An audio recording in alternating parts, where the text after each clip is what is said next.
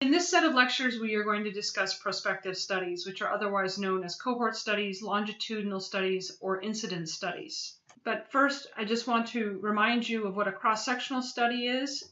It's a study that begins with a defined population and collects data on that population with respect to exposure to a risk factor and the disease of interest at a point in time. Those data are then captured in one of 4 cells based on the exposure status and the disease status of the individuals. This study has no longitudinality in that data are collected at one point in time and assessed. Hence, it's called cross-sectional because it's essentially looking at data at a slice in time. But now we're going to move on to discussing studies that have a longitudinal aspect to them. And the first one is the prospective study design. And here we also begin with a specific population of interest. However, that population of interest must include people or persons who do not have the particular disease that we're interested in studying at the time that we choose to study them.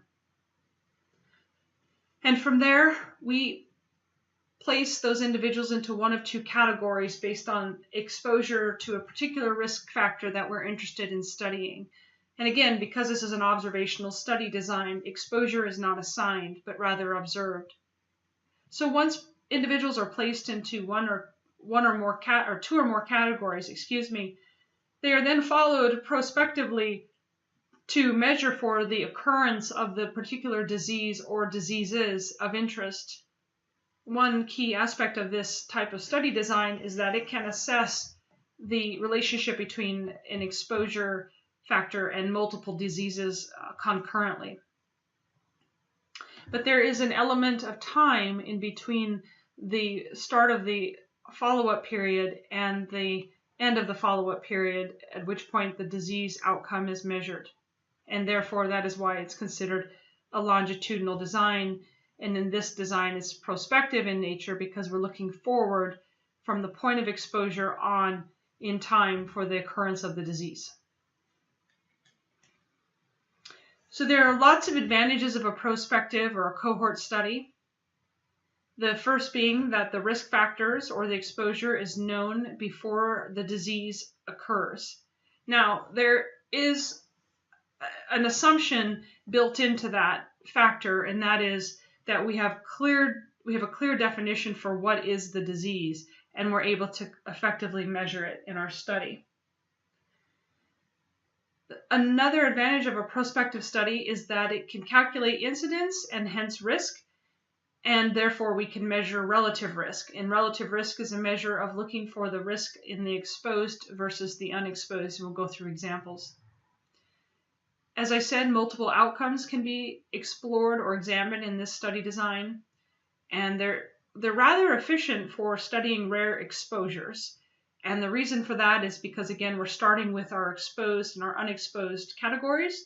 So we can build our sample so that we collect enough of the exposure, even if it's rare in occurrence, to ensure that we have sufficient numbers to detect a difference or detect an association that has meaning.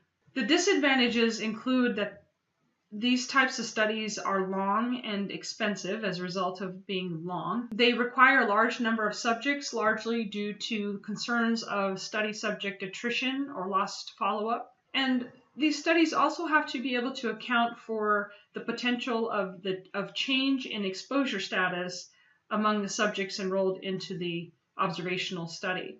For example, a subject could be included in the sample who is in the unexposed group and later moves into the exposed group because at some point during the observation period they become exposed.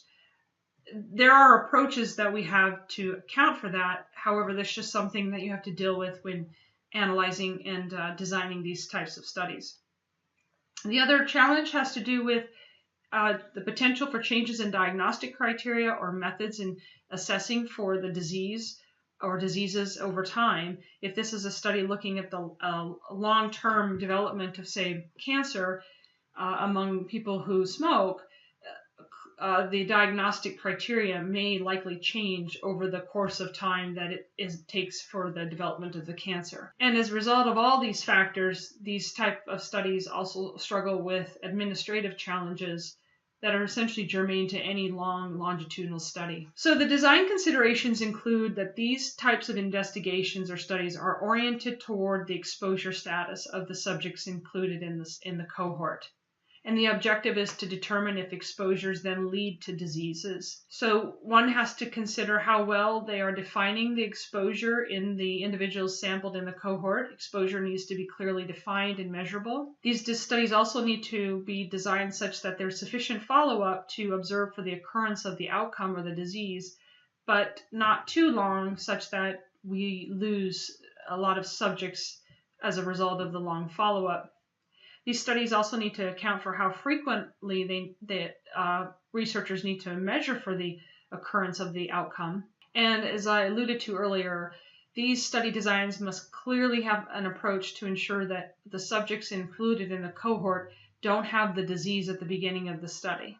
In addition, the baseline characteristics of the exposed and the unexposed subjects should not differ. These studies should include comparable source populations with equivalent information. And both groups, the exposed and the unexposed, should have equal follow-up time.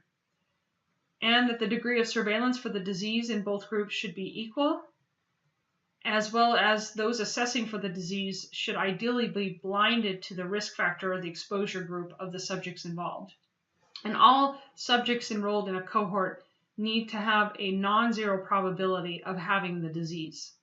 In a cohort study, we can measure a variety of parameters, including incidence and incidence rates, relative measures of risk, absolute measures of risk, such as risk difference, and we can also measure what's called attributable risk and population attributable risk, which I'll define shortly. So the 2x2 table for the cohort study is shown here. Again, we have along the rows the exposure categories. Usually the first row represents the exposed group and the second is the unexposed. And down the columns we have the diseased as the first column and the not diseased as the second column. If you choose to rearrange this table in a different fashion, that's okay. You just need to keep straight or keep account of your cells and what represents the appropriate risks. So we can calculate an incidence rate in a cohort study because we're looking at people who don't have the disease at the start of the study and we're following up for the occurrence of the disease. And as we've talked about before, the incidence rate is the number of new cases in a population over the number of persons who are studied in the population who are at risk of developing the disease during a specified period of time. We can also calculate relative risk, and that's often the measure used in the analysis of a cohort study. And the relative risk is essentially the incidence of disease among the exposed over the incidence of disease in the not exposed. Again, incidence is risk. So just to show an example of how we calculate relative risk in a 2x2 cohort study, here you have the exposed and the unexposed. And the risk in the exposed would simply be A over A plus B, and the risk in the not exposed would be C over C plus D, such that the ratio of the two is the relative risk. And the relative risk is a measure of the strength of an association between the exposure of interest that we're studying and the disease. And the larger the relative risk, clearly then the stronger the association between that risk factor and that disease. Now, the relative risk itself does not tell us anything about actual risk of disease. Again, that is what's measured with risk itself or incidence.